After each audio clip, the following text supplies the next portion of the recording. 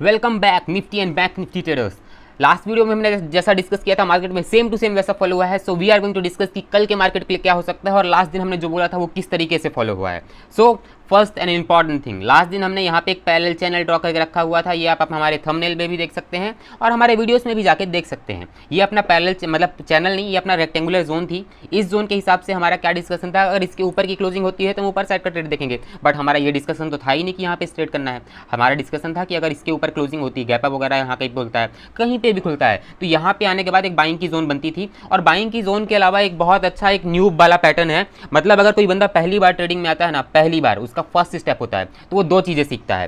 पहला double top pattern, double bottom pattern, head and shoulder pattern, inverted head and shoulder pattern.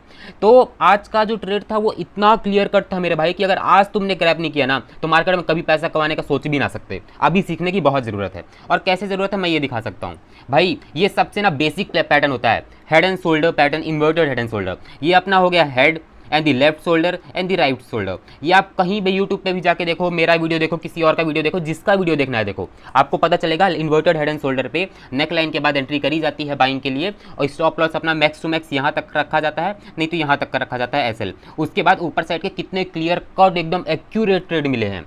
इस पे inverted head and shoulder form हुआ, उसमें double bottom bot form हुआ, दोनों पे सेम आज पैटर्न बेस पे ट्रेडिंग हुई है। ऑप्शन चेन का तो है वो मैं बता दूंगा। ऑप्शन चेन में स्टार्टिंग में यही था कि यहाँ तक जब मार्केट चल रहा था तो मैं देख रहा था कि ऑप्शन चेन में ऐसा था ना कि मतलब कॉल राइटर्स ज़्यादा थे, पुट राइटर्स कम थे। बट यहाँ तक आते आते मेरे भैया पुट राइटर्स ज़्यादा बढ़ चुके थे। और जब पुट राइटर्स बढ़ जाते हैं तो एक्यूरेट दिमाग मतलब वो तो साफ कन्फर्म हो जाता है, क्लियर कट हो जाता है कि अब मार्केट यहाँ से ऊपर जाने वाला है। अब जिसको पता था उसने तो पैसे कमाए, अब जिसको नहीं पता तो आपका क्या कर सकते हैं हम। उसके बाद यहाँ ब्रेकआउट के बाद जो डायरेक्ट एंट्री बनती है, हमारे हमने भी कहीं पे एंट्री करी थी, उसके बाद क्लियर कट अपना फर्स्ट टारगेट हिट होता है बिना किसी कंफ्यूजन के, जल्दी से जल्दी टारगेट हिट हो जाता है। एंड सेकंड टारगेट भी यहाँ से यहाँ तक डायरेक्ट हिट हो जाता है।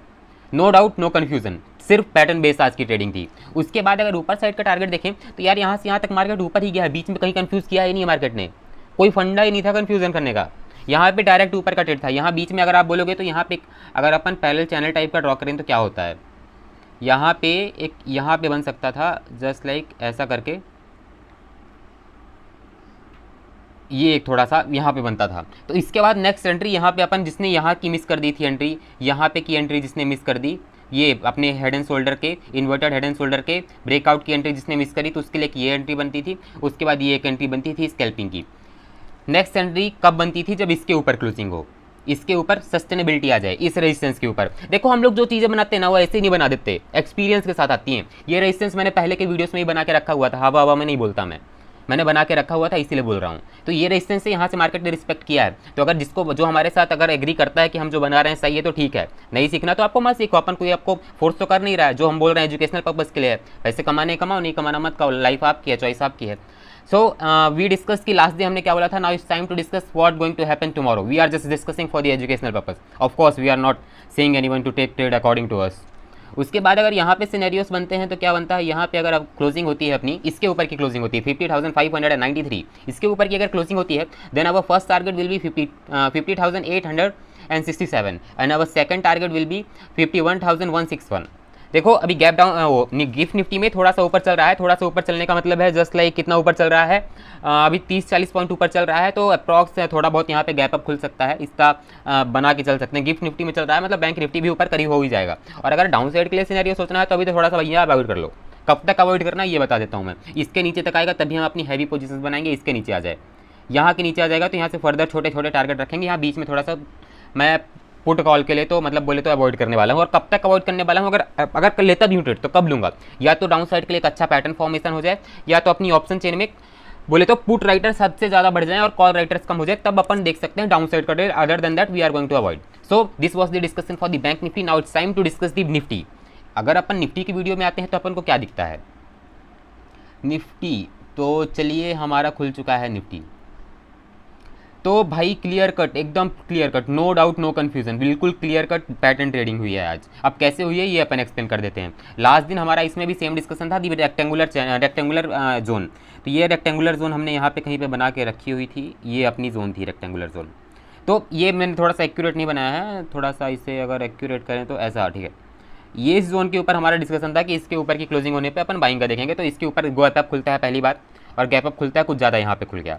कोई दिक्कत बात नहीं, कोई नो प्रॉब्लम। बट अपनी रेंज के पास दोबारा आता है, यहाँ पे डबल बॉटम पैटर्न फॉर्म करता है, the first bottom and the second bottom. ये क्लियर कट है, बच्चा जानता है कि डबल बॉटम पैटर्न के बनने के बाद मार्केट बुलिश जाता है, और डबल टॉप पैटर्न बनने के बाद मार्केट नीचे का जाता है। वही नीचे अगर डबल बॉटम बन रहा है तो ऊपर जाने का टेंडेंसी, नीचे ऊपर बन रहा है तो नीचे आने का टेंडेंसी। और उसके बाद ऑप्शन चेन भी अपने साथ है, तो क्या बात, मतलब कि सोने पे सुहागा। उसके बाद यहाँ पे जब अपना ये था ऑप्शन चेन भी अपने साथ में था, तो यहाँ बाइंग का ट्रेड एक्यूरेट बनता है, no doubt no confusion. Buying यहाँ पे करके बहुत अच्छे तरीके से पैसे कमाए जा सकते थे। अब जिसने नहीं कमाए तो आपने तो मिस कर दिया, बट मिस नहीं किया है, मार्केट हमेशा ट्रेड देता रहता है। ये पैटर्न याद कर लो, अगली बार पैसे कमा लेना। यहाँ पे अगर डबल बॉटम के बाद आपकी एंट्री होती है इसके ब्रेकआउट नेकलाइन पे, तो अपनी टारगेट पहला हो गया, ये अपना क्लियर हो गया, नो प्रॉब्लम, अच्छे खासे पैसे कमाए। सेकंड टारगेट भी ये भी अपना हिट हो गया है, कोई दिक्कत वाली बात नहीं है, हमने ये बता के रखा हुआ था कि अपने टारगेट बनते हैं। उसके बाद यहाँ पे देखो, जैसा बैंक निफ्टी मैंने बोला था ना, इसमें भी सेम टू सेम यहाँ पे एक चैनल का फॉर्मेशन हुआ, छोटा सा चैनल, आराम से प्यारा सा क्यूट सा चैनल बना हुआ था यहाँ पे। हाँ, क्यूट सा बोलना थोड़ा सा अजीब हो गया, बट हाँ बना तो हुआ है।